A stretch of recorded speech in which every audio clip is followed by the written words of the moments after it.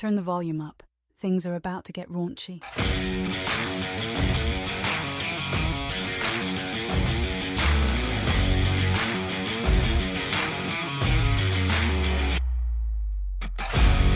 Welcome back to Raunchy Regret. This is B-Word. I'm here again with two motherfuckers because apparently we all can't get on the same goddamn page to where people show up on time. So we may or may not have a fourth. I highly doubt it because I hope he's getting a blowy. But I'm here with Beezy and I'm here with Gnome. So, how you boys doing tonight? Good, man. How about yourself? I'm not getting a blowy. I'm here on a podcast, so, I mean, things could be better, I suppose. Yeah, I mean, he's out in Colorado way, isn't he? Yeah, he's in Denver. Oh, yeah. He is living it up. I bet you he is. Nothing like a blowjob from an ex-wife. It's amazing. I bet you he is high as giraffe pussy right now. Yeah. I'll tell you what, though, Gnome, you said there's nothing like a blowy from an ex-wife. I will tell you, I don't know if you ever hooked up with your ex-wife after you guys split. We never really talked about that, but I hooked up with my ex-wife after we split, and there's just something about hate sex that's just amazing. It's just amazing. Yeah, in a weird way I have, in a weird way I haven't. Like, I picked up the Jewish Bible, and so I felt like I was with her again, but I wasn't really with her. Right? So, did you come in the middle of it? You know what I mean? Get your dick out of the book. That whole little section stuck together now. It's like chapter 3 to chapter 8. Yeah, she was like, I'll only give you a blowjob if you put a yarmulke on your pube region, so it feels legit. Yeah. And I'm like, all right, cool. That works for me. That's not anti-Semitic. Just got one of those little thumb condoms. Put it on there. Spun a dreidel on the tip of your dick. Oh, shit. That's good stuff. Beezy, how's your week been, dude? It's been really good, man. We didn't have to work yesterday, so that was even better. Got to spend some time with the family. Went out and did some shoppings and played around a little bit. I did a lot of watching of BattleBots again. So, yeah, that's my game plan as soon as we wrap up here. I'm in the finals for Season 6 right now. So, What season are they on right now? I think they're on 9. Okay. So Where are you watching BattleBots at? on Max, HBO, whatever. Oh, you yeah, wanna call okay, it. yeah, okay. They rebranded their own shit. So, but no, it's on. They have starting with Season 3, and then it goes from 3 to I think it's 9, something like that. So, I'm at the halfway point. So I'll be sad when it's over. I did. I messaged you guys the other day because Season 6, apparently they have now changed location and now they are filming in Vegas. So I know that's pretty close for you guys. I was like, fuck it, let's all get together and go watch some robots kill each other. That'd be pretty fun. I mean, I'd join for that. That'd be good. It's a lot closer for Gnome and AJ, obviously. But yeah, I mean, just since AJ lives there, yeah. Plane flight away. But yeah, that's not too bad. Yeah, I'd be down for that for sure. Well, Gnome, before we get into your week, I just want to say I had the worst fucking week at work in a long time. It sucked. It sucked. We have this project that we're doing overtime for. We're learning a brand new platform and all this sort of shit to move all this stuff over. And in the meantime, we have work from October that we're still trying to complete. And we've submitted it probably 15 different ways. And the people we're submitting it to just keep rejecting it. So my boss and my boss's boss went over to the people that need to approve this and said, why the hell are you rejecting it? And they basically just said, because we're frustrated with you and we just wanted to reject it. So I'm just sitting here like, motherfucker, dude. Like all the work that I've been putting in for probably the last month, everything has been returned back to me. And we had a deadline to meet. The deadline is so far gone.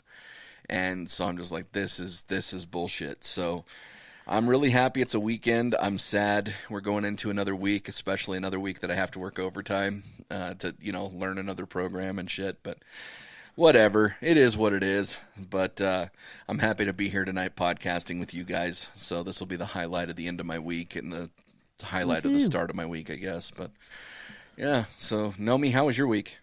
It was okay. Nothing too crazy. Nothing crazy at all.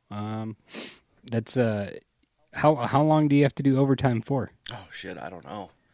I honestly don't. We've already pulled 4 days of overtime, and I think we probably have another 5 or 6 days of overtime. And they're trying to stagger them out, so that's basically every other week. But Got it. Just, you just never want to go into work on your day off. Yeah. I'm curious, Beezy, are you guys done with the move yet, or are we still on that? No, we finished up. We've actually got, this week was our respite. Next week, we are going back to a Saturday because we've got to basically do new cycle counts and do a inventory before we have inventory again in November since we moved everything. So now we just got to make sure those millions of dollars of shit that we've got in that warehouse is all accounted for. Nice. Oh, yeah. I think the only highlight of my week was at dinner. I want to say Monday or Tuesday night. We're sitting down, we're eating dinner, and my son says something, and then my daughter, my 3-year-old, looks right at him and just says, "I'm gonna whip your ass." and I look. I was like, what'd you just say? And I look at my wife and she's like, yeah, that's my fault. That's my fault. But she still says ask every time instead of ass. So then last night I did the bad parent thing, and she was taking a bath, and I pulled out my phone and I put her on video. I said, "Hey, Ellie, what are you going to do to me?" She goes, "I'm going to whip your ass." So then tonight she's like, "Hey, Dad, remember when we did the camera and I said cheese and I said I'm gonna whip your ass? Can we do that again?" And I'm like, no, we can't do that again. No, we can't do that again. I've already deleted that one. Yeah. That's funny, dude. That reminds me of my was... godson. He's gonna be 3, and he watches some show. I don't know if it's a YouTube show or if it's like on some kids channel or whatever, but it's called 5 Freckled Frogs, I think. Mm-hmm. He speaks like a 3-year-old, or at least he did. He's a lot better in talking now, but he'd say, Uncle Brian, I'm watching 5 Freckled Frogs. I'm like, 5 fucking frogs? And he goes, yeah, 5 fucking frogs. And I'm like, yeah. And his mom looks at me and goes, that's going to come back. His mom looks at me and goes, stop it. And I'm like, 5 fucking frogs. He's like, 5 fucking frogs. And I'm like, yeah, let's go. And then my goddaughter, who's 13 now, she looks at me and she's like, Uncle Brian, stop it. And I'm like, you have permission to cuss at me at any point in time in your life, and I'll just sit there and accept it and like flip me off any point in time. And she refuses to do it. So the fact that her brother's doing it, I think, is just absolutely amazing. I just love it. And so anytime I see him, like, 5 fucking frogs, he's like, 5 fucking frogs, Uncle Brian. I'm like, yeah, let's go. Let's go. Love that shit. One of my really good friends, we went to the grocery store, and he brought his 2 kiddos. And his son is the oldest, and I think at the time he was probably 5 or 6. And he had said something. He's a 5 or 6 year old walking around trying to grab shit off the shelves. And he goes, "Hey, Uncle B, do you like these?" And I said, "Does the Pope shit in his hat?" And he goes, "I don't know. Does the Pope shit in his hat?" And I said, "No, but I tell you what, anytime your mom or your dad asks if you want something, instead of saying yes, say that." And he goes, "Okay." So we get back to the house, we're playing games or whatever, and they go home. His mom was working late, and I get a phone call the next day, and she goes, "What the fuck did you just teach my kid?" And of course I was drunk, so I was like, "I don't even know what you're referring to." And she goes, "Well, Zach just told me that you taught him, instead of saying yes, to say, 'Does the Pope shit in his hat?'" I said, "Yeah, I did do that. Did he tell you that?" And she goes, "Yeah, he fucking did, and he got his ass whipped. So now I'm coming for you." And I was like, "Oh, well, I'm going to be out of town for work for the next month. So, sorry." But no, it's good times teaching those young multiple minds. That Amazing, reminds me yes. back when I was roommating with my cousin. Like we used to rent this house together, and there were times that I was just like, "Fuck, I'm so tired of living with my cousin," you know. And so my daughter would come over or whatever, and I'd go and I'd rent like a Holiday Inn or something with a pool, so that way we can go and enjoy the pool for a little bit, and we just have a night away. And so I remember there was this one time where my dad and I are swimming in the pool with my daughter, and she got the floaties on her arms and shit, and she's got the whole thing to where she can float in the deep end or whatever. And I remember I went to go like underwater and like swim or like get away or something, and I accidentally kicked her in her privates. And she goes, and I get up because I didn't know what I did. So I come up to the top of the water. I'm like, "Hey, are you okay?" She's like, "Oh, right in the nuts." And I was like, I don't know that that's what they're called, but you got the region right.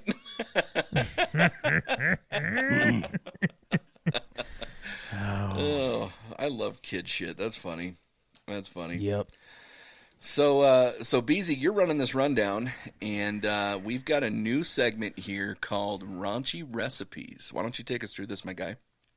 All right. So this was actually pitched to me by one of our listeners. Her name is Danielle, and she said, "Man, y'all should do some recipes because apparently you all talk about cooking."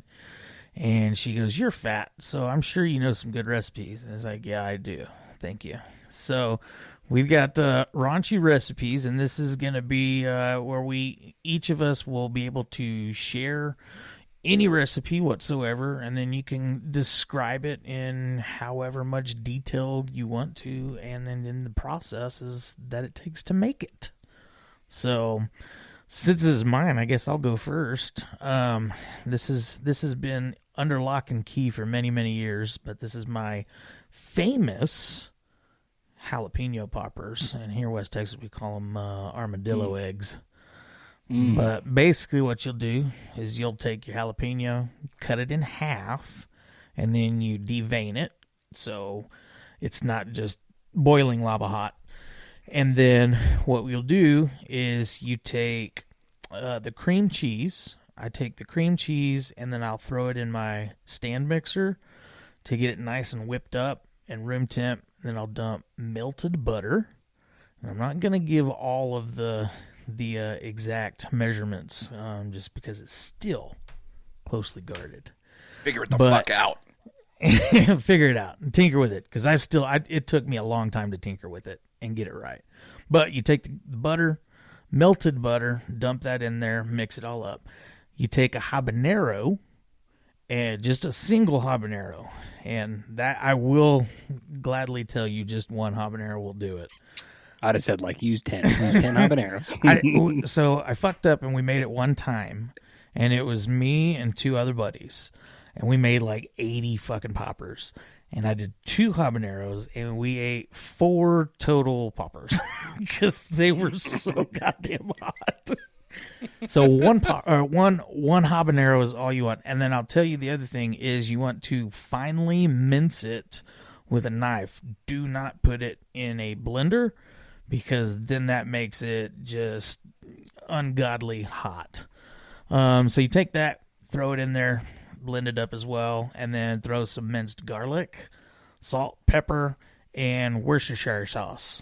Where's your sister's sauce? Where's your sister's house? So you get all that. Once it's nice and mixed, then you can just spoon it into the jalapeno. And then I have Texas Tech University has the ag department here. They do their own meat packing. So we have... I bet they do. Yeah, they do. Seems like a real Mahomes type of thing to do. yeah. Hey, go fuck yourself. They have a jalapeno bacon. So you take just one slice of bacon per popper. So this is where it gets expensive. So then you just get it nice, wrap that puppy up, and then I actually cook them in the oven. I haven't done them on the smoker before. I don't have the patience for it on the smoker, so I just stick it in the oven at 350 until the bacon looks nice and toasty. And then that is Beezy's poppers. Beezy's armadillo eggs. I love it. I don't know. I think that reminds me when we were doing dads. I think once upon a time we sent them in the food chat, but Dome would make his production of his poppers, which are he makes a brisket the day before. And then he takes that brisket and he finally chops it up. Mm-hmm. So, I mean, this is a 2-day process, right? And then he gets the jalapenos and he scoops them out. And he'll leave a couple seeds here and there. So it's kind of like Russian roulette, which jalapenos are kind of Russian roulette anyway. You might get a really mild, you might get a really hot one. Anyway, and then he does the cream cheese and then he puts the brisket on top of the cream cheese, wraps them in bacon, smokes them again, so that the bacon gets done. And then when he's done, then he puts them in the oven with a little bit of homemade barbecue sauce. And it's like, these things are to die for. And then he eventually made it into a dip because it was easier to make the dip than the whole production of the jalapenos. Yep. But man, that's one of my favorite things ever is when he makes that shit. I'm any jalapeno popper, I'm down for it. I can't remember if we actually talked about that on the podcast or if it was like pre-recording where it was discussed, but I was like, man, that sounds fucking excellent. I might have to try that with mine because it is no bullshit. It is a production to do those poppers. Yeah, and then when you're talking like you got to smoke a brisket on top of that, well, there's another 15 hours, 10 to 15 hours that you're adding to your production, and it's it's a pain in the ass. But Bueller, do you want to go next, or what? Do you want me to go? Yeah, I mean, I can go. Mine actually comes from my trip to Mexico. So in December of 22, I went to a resort in Cancun, and it was beautiful. It was beautiful because I was there for I think it was 13 days, 12 or 13 days. And by day 4, I was so relaxed that when I woke up in the morning, I'm like, do I want to go to the buffet or do I want to go to the buffet? And then I would go from the buffet and I'd be like, do I want to go to the pool or do I want to go to the little lagoon? And I'd figure out whichever one I wanted to do. And then while I was in the water, you would raise your hand and then you would have a server come out to wherever you were and you'd request whatever drink you wanted. Well, my 19-year-old at the time daughter was there with me and several other family members. And, in Mexico, that's old enough to drink. And honestly, at 19, I don't really care. But she started bringing these frozen drinks around, and she's like, Dad, you got to try this. And I'm like, okay. So I try it, and I'm like, God damn, that's good. I'm like, what is this called? And she's like, it's a BBC. And I'm like, stop right there. Stop right there. They also have them in Jamaica, and it is my favorite fucking drink. It is the best drink. It is the best drink. And I told her, I said, you cannot call this a BBC. And she's like, why? I'm like, I can't tell you. Just do not call it a BBC. So basically... Go to Urban Dictionary. Yeah, so a BBC, the reason why it's called a BBC is it's Bailey's, banana, and coconut, okay? And so you take a full banana, you take about a half a cup of ice, you put it in a blender, you take 2 ounces of Bailey's and 2 ounces of dark rum, and then you take a half a cup of coconut cream, not coconut milk, but cream of coconut. You find it in a can, basically. Kind of like condensed milk. Kind of like condensed milk, yeah. And so you blend it up, and it's amazing. It's a nice frozen drink. You put a straw in it. You put it in a glass. And if you're really crazy with it, you put maybe a little chocolate sauce on it, or you do something different.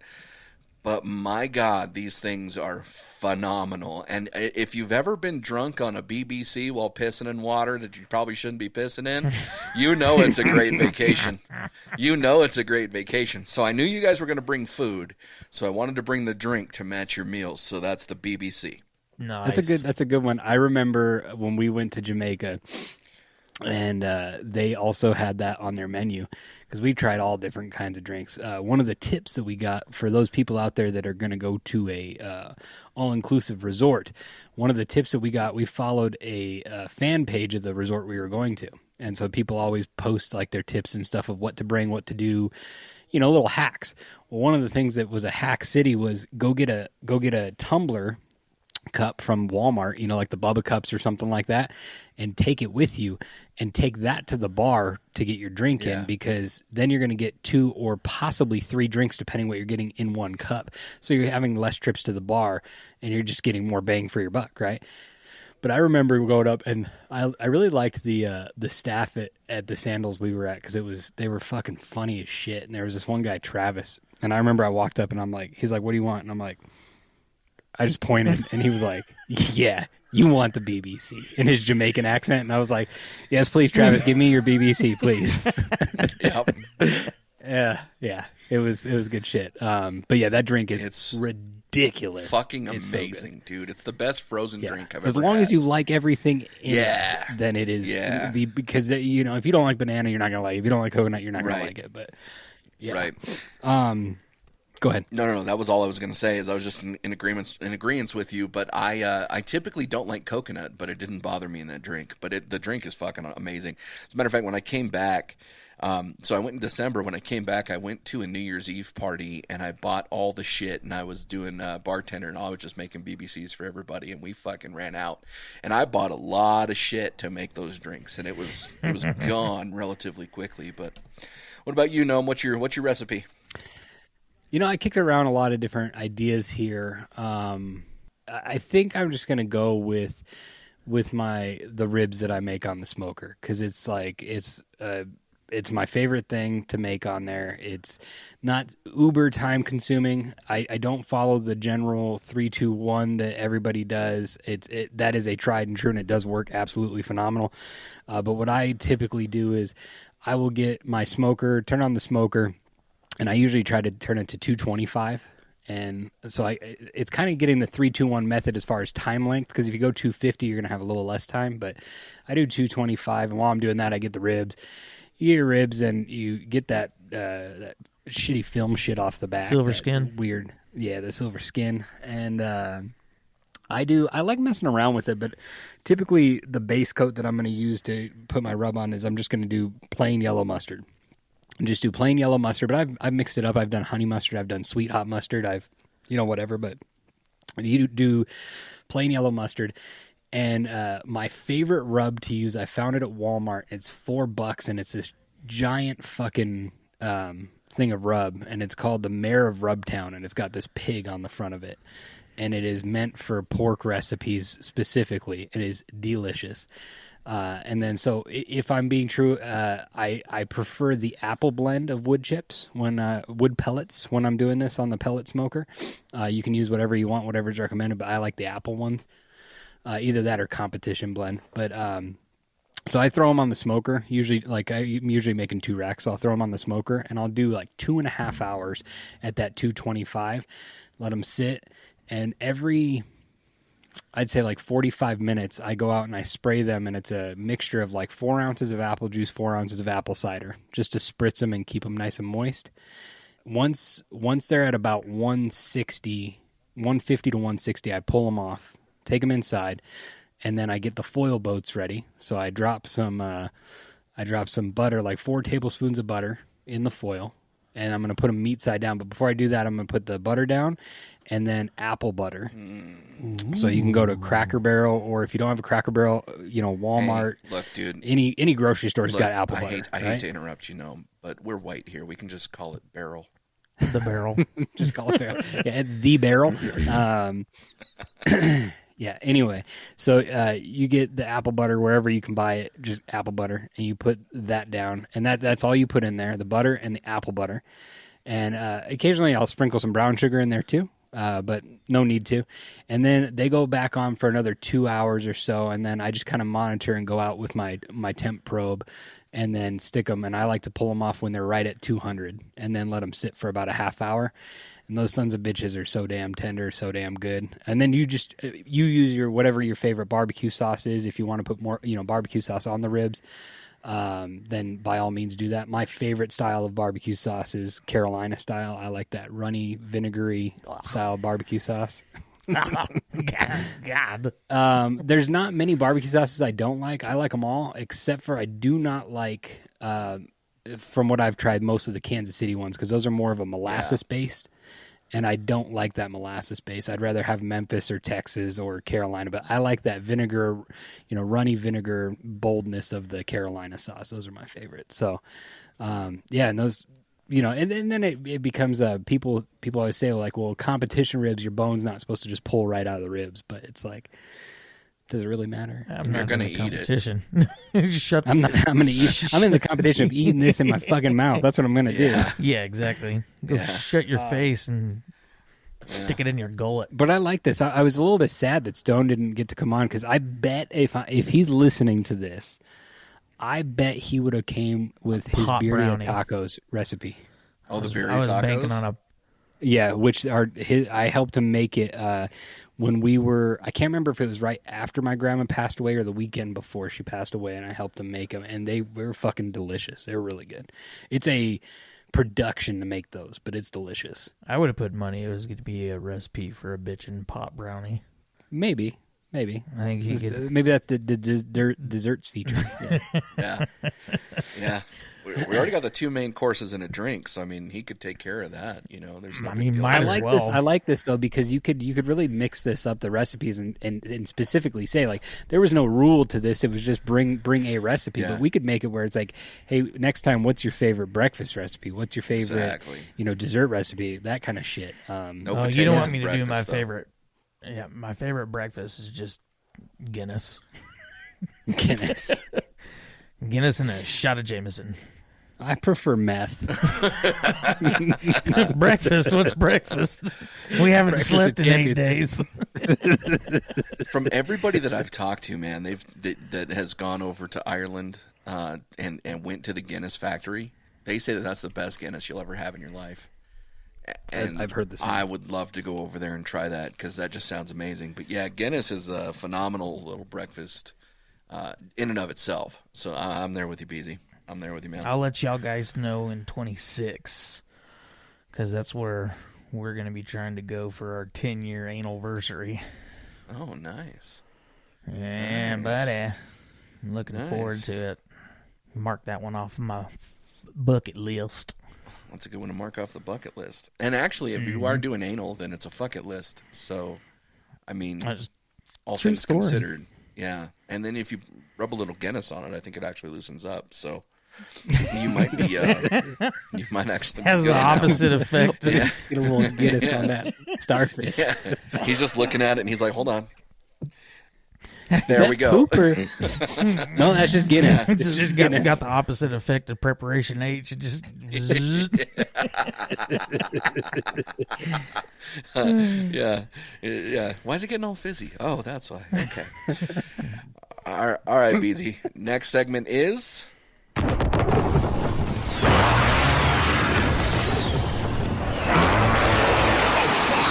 coming in blind.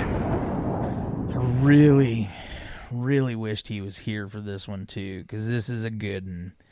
We may have to have him pick this one up because I think y'all are going to agree this is a solid one. What are your top 3 allergy-inducing moments in movies? So what makes you get all teary-eyed and such? Because the allergies and everything. There's that point in Brokeback Mountain when he says, I can't quit you. I can't quit. And I'm just like, God damn it. Don't quit him, man. Don't quit him. Yeah, no. Yeah. Next thing you know, I'm Pee Wee Hermaning it up. Actually, now we just call it the Paul Rubens because Pee Wee died. But, I don't know, man. I guess I'm going to go first because here I'm not shutting up. So the very first time I watched The Notebook, not now, okay, if I watch The Notebook now, it doesn't really matter, but the very first time I watched The Notebook, at the end, I was pussified. I was bawling like a baby. So that's one. Shit. I cried almost anything lately. It's fucking stupid. The first time I remember crying to a movie was Free Willy. After they took him through the whole car wash to keep him, wet, and then they were like taking him down and getting rid of him because he's a fish. I was like, no, Free Willy, And then, let's see. So there's this movie. It is a faith-based movie. And when I first watched it, I didn't know it was a faith-based movie, but I thought it was a cool premise. It's called The Cabin, I think. I'll look it up. But it stars the guy who was in Avatar. And he's the main character. And basically, his daughter gets kidnapped and murdered. And, no, it's not called The Cabin. I'll figure it out what it is here. But his daughter, I want to say it's implied, it's based off a book. I want to say it's implied that his daughter was raped or whatever. And she was murdered, and she was probably 5 or 6. And he ends up going up to this cabin and trying to accost the guy because he got something in his mailbox that says, "I'll see you there," kind of thing. And the next thing you know, he's escorted into paradise or heaven, and he ends up meeting the Trinity, and his heart's pissed off at him, and he's just mad at everybody. And while he was there, he had to play judge for people, and because he was, judging people or whatever. So they said, "Well, fine. Now you're going to have to decide on who's going to die, an eternal death, or who's going to have life." And one of the people that he was judging based off of their actions, he didn't know was his dad. And that got me right there, because I was like, oh shit, and it kind of taught me like the whole judging people thing, like, be careful who you judge kind of thing. That movie was just pretty intense all the way around. I'll look it up after I'm done talking, but that movie had me going just because of the forgiveness aspect of it. And I realize, again, it's a faith-based movie and all that sort of stuff, but even if you don't have faith in the faith, man, it's still an interesting movie. So that one definitely got me for sure. Right on, man. That was a good triple threat. I don't think I'd seen any of those. You better not. You're gonna cry. Like, honestly, I've never seen Notebook. The Shack. It's called The Shack. Came out in 2017.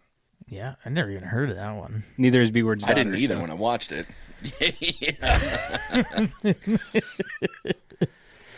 All right, Nomi. So, if I can remember off the top of my head, I would say the 3 that probably at some point struck me sad. My Dog Skip, I remember seeing that in the movie theater, and when they're beating the shit out of the dog, and I'm just like, it's tough. Like, I don't know, I was like 13 or 14 when it came out, and like that really like hits you. Well, not like Skip was, though. No, Toy Story 3. Toy Story 3, when they are...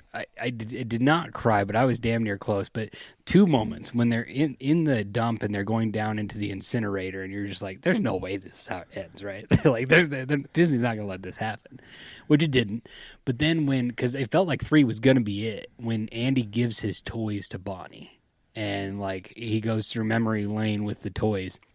And then growing up with those movies, it like really hit close to home. Like, man, this is like, because shit, when the first Toy Story came out, I want to say I was 8, something like that, So it's like literally grew up with those movies. And for me, I would say number 1, and I would tie this into, I'm going to say Remember the Titans. So nice, but left side, strong side. The entirety of that movie is phenomenal. The casting was really well done. But for me personally, as being a big sports person my entire life, the stories that got me the most like teary-eyed in allergy season is sports stories. Like anytime I'm watching like, College Game Day, and they always have one every week. They have some tearjerker story, and you're just sitting there watching it, just fucking sniffling, trying not to cry. Like, I'm not going to cry. It's ridiculous. I still remember one. I don't remember the kid's name, but this kid was paralyzed from the waist down, and the guy who was a Jacksonville Jaguar lineman, and he would go to see him all the time. Him and his wife would go see this kid all the time at the hospital, and the kid surprised him at practice and got up from his wheelchair and walked 10 yards to him. And I'm just sitting there watching it, fucking crying. And my wife's looking at me like, "What? Are you crying?" And I'm like, "Fuck yeah, are you not?" Because it's like, You're heartless. you bitch.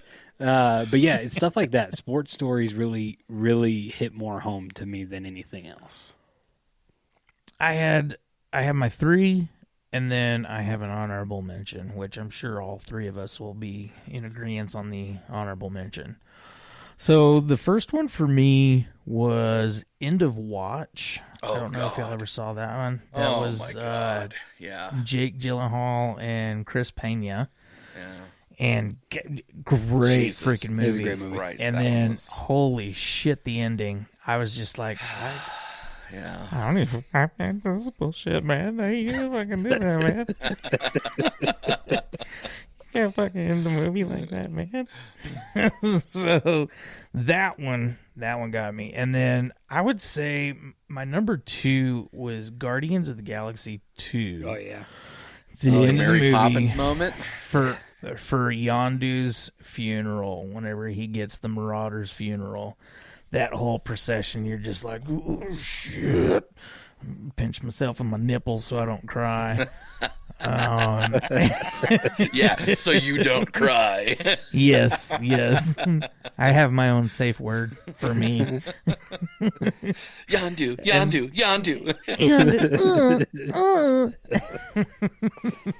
And then finally, The Last Samurai with Tom Cruise. I watched that movie so many freaking times, and it had just a little bit of sentimental, because me and my pops would watch that all the time when we were living in Florida. We'd get hammered out of our gourd and just put that fucking movie on because it was the only DVD we had. So that one's especially towards the end. I mean, not at the actual end, but the final battle scene that's a pretty tough one if you can get through it. And then for the honorable mention, I think Artax getting pulled into the swamp of sadness in the Never-Ending Story. I could care less about the never-ending story. Go fuck yourself, sir. You heartless. you piece of shit. You piece of shit. I have to say about the Guardians of the Galaxy 2, that is the Mary Poppins quote of that movie is probably one of my favorite quotes of any movie of all time. Like, like, you look like Mary Poppins. Is he cool? The coolest. I'm Mary Poppins, y'all. Like, this fucking it's this the whole randomization of that. And then there's even a meme that floats around that every time I see it, I just get a good giggle. It's Yondu actually getting hair and makeup done, and the caption says Mary Poppins preparing for set, colorized, and then like the year, and I'm just like, that's great. It's so fucking good. I love it. It's actually the Guardians of the Galaxy 1 and 2 are probably some of my favorite movies. Period. Like so. Yeah, they're good movies. The third one was fucking garbage. I mean, it was a movie. It was a filler, but definitely the first 2 were solid. Yeah. Did you guys ever see A Dog's Purpose? It was with Dennis Quaid. Came out in 2017.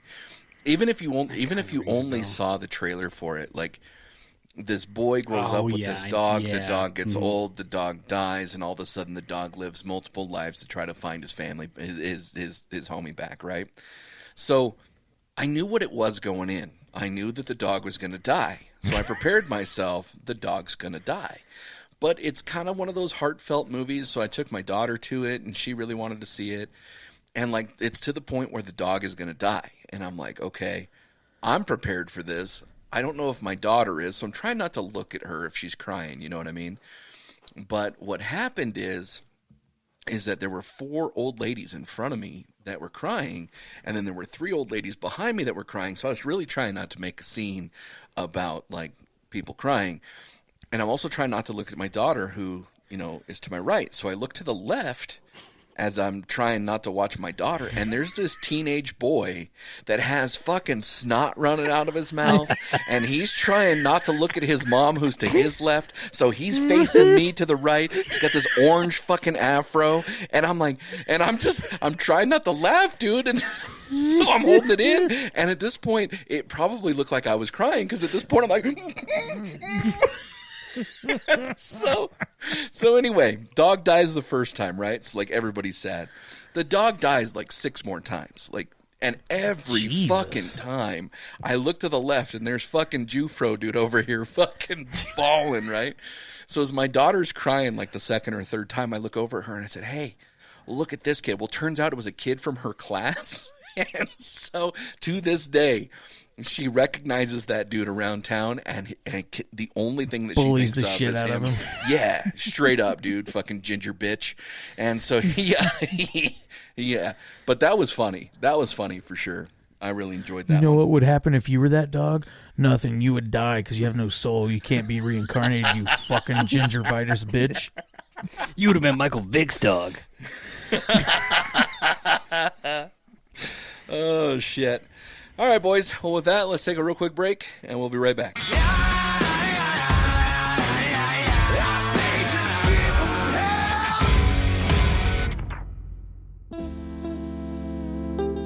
Sometimes people have a story to tell. It could be a story of triumph or a story of sorrow. However, it's their story. It's important to keep their story authentic, in their own words, and delivered in a delicate way. That's where Unfiltered Discussions podcast comes in. I'm Brian Howard. I talk with my guests about tough subjects and pivotal moments. I'd love for you to hear their stories. Subscribe to Unfiltered Discussions on your favorite podcast platform. Let's ensure their stories are heard.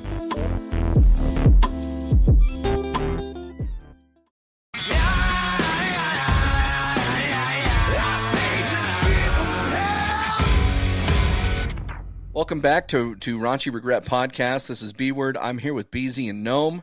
And Beezy, you're running this rundown, and we're doing something different, but the segment is called... It's time for Raunchy Recast. Take a big step back and literally fuck your own face! So this is going to be a play on Raunchy Recast. It's going to be raunchy sequels. So basically, what we're going to do is I've got a movie picked out that we're going to, 1, recast, and 2, create the sequel or prequel or whatever. We're basically creating the second movie or third movie, whatever, for this movie. And that movie, of course, is The Goonies. It's a good movie. It is a great freaking movie. It's a really good movie. It's a really good movie. I will start it off. Since, I mean, this was mine. You know, I think you should go last, because I think you're going to be the best one of the group. Okay, fair enough. Well, you said that, Gnome, so you got to go first here, buddy. That's fine, because mine's terrible. I hated everything about this one. I couldn't get it.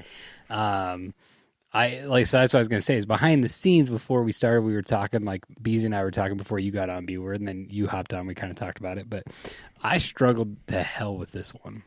And because I couldn't figure out, like, do I want to keep it as just like a recast and do a Goonies of today, or do a prequel or do a sequel? And I tried to fart around. I started with the sequel, and I just couldn't get it. Like, as far as, like, you know, an actual sequel follow-up, like something within the first 10 years of Goonies, I just couldn't figure it out. And then I was going to do a prequel, and I'm like, I couldn't figure that out. So in the spirit of it, I'm going to do a recast of today, if this movie were going to air today. However, to kick things off, the way it would start is you can't have a remake, in my opinion, if you don't have a good cameo in the movie, right? Okay. And Disney's not doing it, so it's not going to be an all-black cast, right? Damn it. B-Word, go ahead. I got to recast real quick. I don't know. Mine's all gay, so is this HBO Max too, or what? Beezy, don't tell me that. No, never mind. I won't go there. Anyway, so my premise was going to be that it was, instead of where it was located, because it was out of Oregon, it was going to be based out of Florida, right? And I'm gonna cast the Goonies. See, that was the other issue. I didn't know who all we're casting, so I just went with the main guys, right? Sure. But what's going to happen is they are going to do the same premise. They're going to find treasure, but the way they come across the treasure map is different. In this case, they were all hanging out at some little diner, and Sean Astin actually drops a map on the floor and leaves.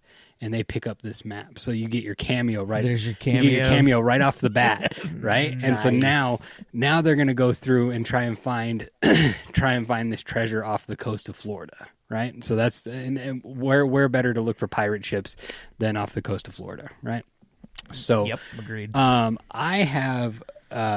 Let's see here. Let me pull up my pictures here so I don't forget. Because some of these kids nowadays, I know some of these kids, and I'm like, the rest of them like, so half my cast is basically fucking Stranger Things, and because that's just why not, right? Right. They already get along. Here we go. So for Mikey, which was Sean Astin's character, I actually have Walker Scobell. He's the kid that played in Percy Jackson, the recent installments with Disney. I figure like kind of has that wimpy look to him, kind of like Sean Astin's character did. And then for Mouth, I think this kid fits absolutely perfect for Mouth is Finn Wolfhard from Stranger Things. He's also from It. And then I actually have Brand as Joey Carey, which is the Steve from Stranger Things. So he's gonna play the older brother, right? And I think he just that his personality fits that, the workout athlete, especially the way he was in season 1 of Stranger Things. And then to follow up my Stranger Thing full circle here, of course, who else would be Chunk? But what is his name? Gayton Bobby Millie Brown or whatever. Her name no. No. What is his name? Gayton Mazzarato, the kid. The kid who plays Dustin. With a So he's got to play Chunk, and then hey, you guys, cleft lip. somebody make this so special, Baby Ruth, and then Baby Ruth.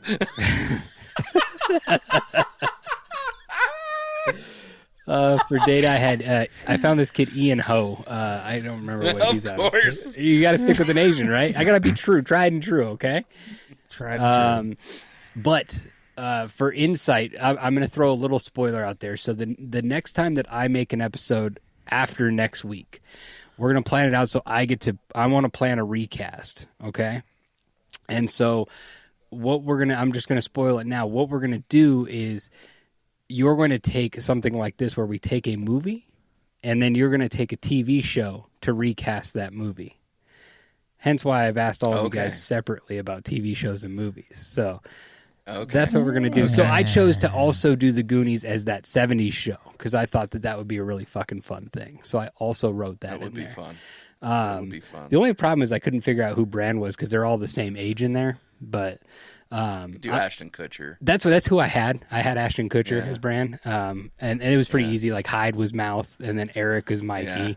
Donna and Jackie were the two girls. And then obviously Donna's dad is Sloth. He's got to be Sloth, right? Mr. Pinciotti has to be Sloth. So that's badass.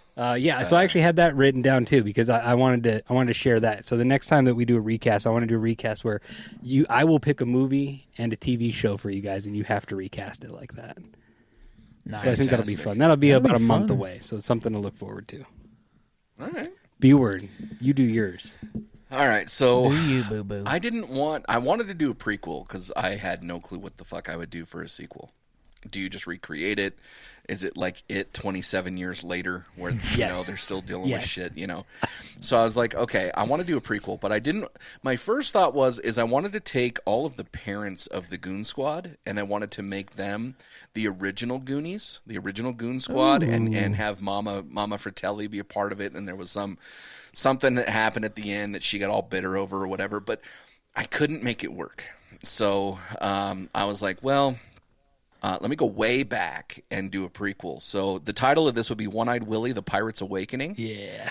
And it's set in the 17th century. The film follows, the film follows the life of a young and ambitious Willie who becomes a notorious pirate. His journey takes him to from a humble beginning to the discovery of a mystical treasure that could change the fate of his pirate crew. The story unveils challenges, alliances, and rivalries that shaped One-Eyed Willie into the legendary figure whose treasure ends up becoming the Goonies' treasure at the end. For a cast, young One-Eyed Willie is going to be Tom Holland. I just think that Tom Holland's one of those actors right now that, you have to cast in it. Yep. I ended up, One-Eyed Willie needed a mentor, and I was like, who's a better mentor than Liam Neeson? So I was like, well, Liam Neeson's going to be his mentor, and he's going to be called Captain Bloodfang.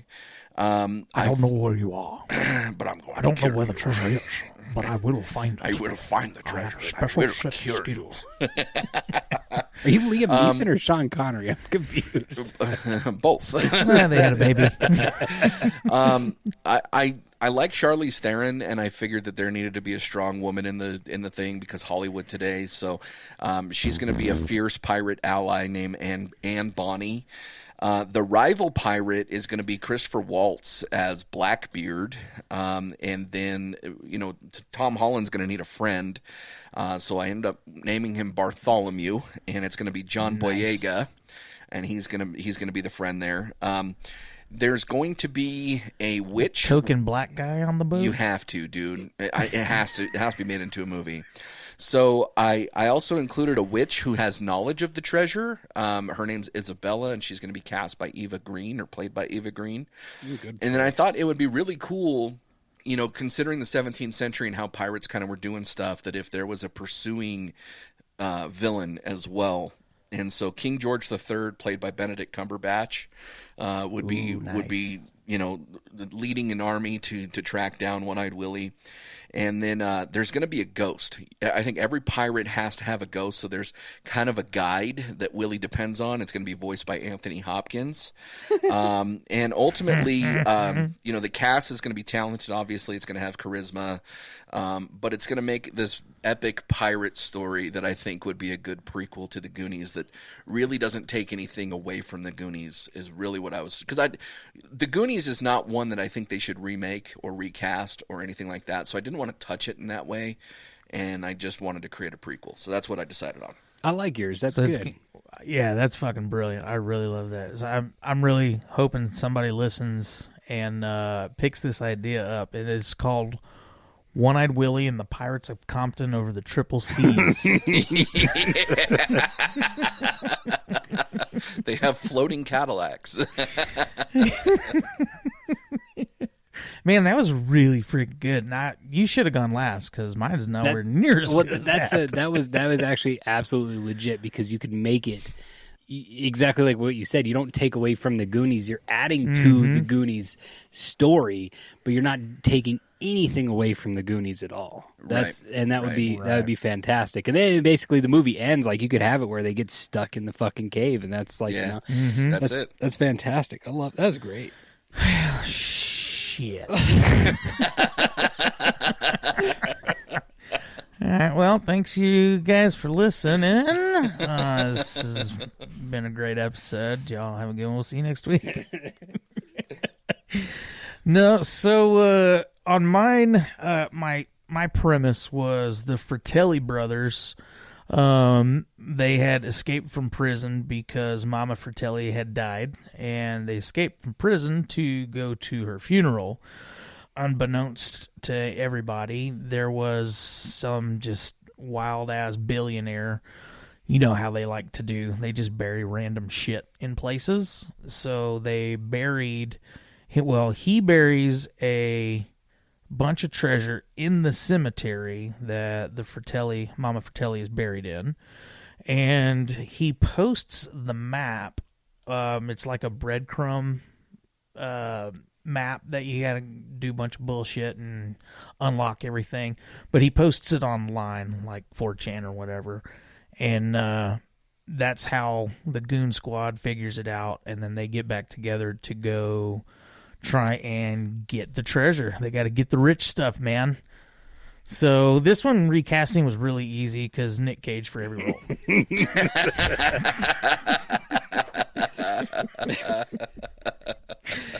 But no, I struggled really, really hard on the casting, and I ended up doing Mikey, Mouth, Chunk, Data, and Sloth, and the Fratelli brothers. So for Mikey, kind of like what you were doing, Gnome, I wanted to keep one of the originals, so I feel like Sean Astin had to be in the movie. So I wanted to keep him. And Mouth, because he still looks the same, I figured, I mean, you might as well just keep Corey Feldman. I mean, but if I had to change it out, I would say a Jared Leto from Requiem for a Dream, where he's drugged the fuck out. But if not, just Feldman as himself in the movie. For Chunk, I was thinking Jon Favreau. Oh, that's actually a good chunk for an adult. Yes. I mean, he even looks like just a grown-up fucking Chunk. Yeah, because Chunk, the actor that played Chunk is an attorney now. I don't even think he has been acting. Yeah, he's also fit. He's Jeff Cohen. Yeah. He's and bald. not even in the acting scene. So for Data, I ended up going with Ken Jeong. The old fucking what's-his-face that comes out of the trunk in Hangover. Ken Jeong. Yeah. Just to keep it Asian. So for Sloth, I was trying to figure out who just looked retarded to where I could just use them. Well, so I went down a wormhole, and I ended up looking up who actually played Sloth, and they did a shit ton of makeup. And on one of the pictures, I was like, holy shit, that looks like fucking what's-his-face. So I ended up recasting. So the original guy was John Matusukek or something like that. I don't know how to say his name. Anyways, he looks a shitload like Ed Quinn. So I recast Ed Quinn and just put the makeup on him. And then for the Fratelli brothers, I figured you have to go with De Niro. Please tell me you still got Joey Pants. Huh? Joey Panta, whatever his name is, Joey Pants, the younger brother. I'm doing Pesci. Pesci's the younger brother, and De Niro's the older brother. Oh, you lost me there, dude. You lost. I mean, I get it. They're Italian. Well, Pesci's Italian. They played Italians. They played Italians. Yeah. They played a lot of Italians. De Niro's got that same big old fucking Italian nose that dude's got. So schnoz. That big old schnauzer. Yeah. Well, that was fun, man. You know what, man? I was actually coming into this kind of disappointed, thinking like this is the part that's going to suck, and I was actually entertained by all of them. Yeah. I'm glad you think my fucking rundown sucks, you dick. No, I think your casting sucks. Your rundown's fine. I would have kept Joey Pants in it. Joey Pants is a great fucking actor. He's been in damn near everything. He's been in The Sopranos. He's been in The Fugitive. He's been in The Matrix. The Matrix. Like, Joey Pants is legit. Like, I could you can, whatever the Asian dude is, like, still alive, played in everything everywhere all at once, and Loki. If you watch Loki, he was in Loki. I was okay with like you overlooking him for Ken Jeong. Maybe, Data's got a little dick. I don't know. But then once you like brought in the old folks for the fucking Fratelli brothers, I was like, oh. But you have to, because if you're playing where it's a time warp and now your Goonies characters are all older, the brothers are even older. And Joey Pants was one of the brothers. Well, that's true. Yeah, that's true. That's what I'm saying. Yeah, well, he already has John Astin, and he can only have so many. Yeah, you can characters. only bring in so many. I set my cast. Now suck it. I set my cast. Now suck my dick. Oh shit! All right, real quick. I know this isn't part of the rundown. What's your favorite treasure hunting film? Oh shit, that's a good one. I mean, it's not even a question, Beezy. It's National Treasure with Nick Cage. Yeah, but you gotta go fucking National Treasure. Honestly, I think it is. I was being a dick and being solid. serious because I actually love National Treasure. I figured you would have said it's Indiana Jones. No. Yeah, even though we just talked about that. I fucking hate those How movies. he fucking hates it. I know. Mine's Without a Paddle. That's a good one. I think it's amazing. It's not nearly National Treasure, but there's women with armpit hair. So, yeah, it reminds me of visiting Jake,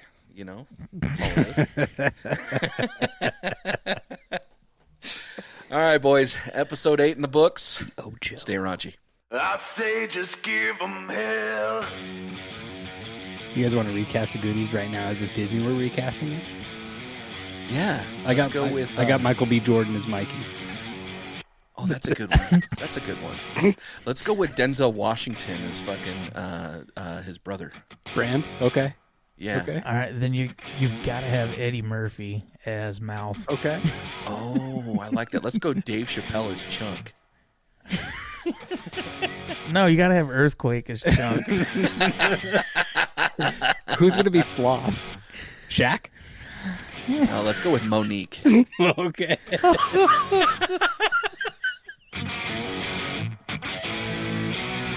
Watch out, you think you're big baller. Bow down to make another dollar. Stand up and hear the world holler. I say just give them hell.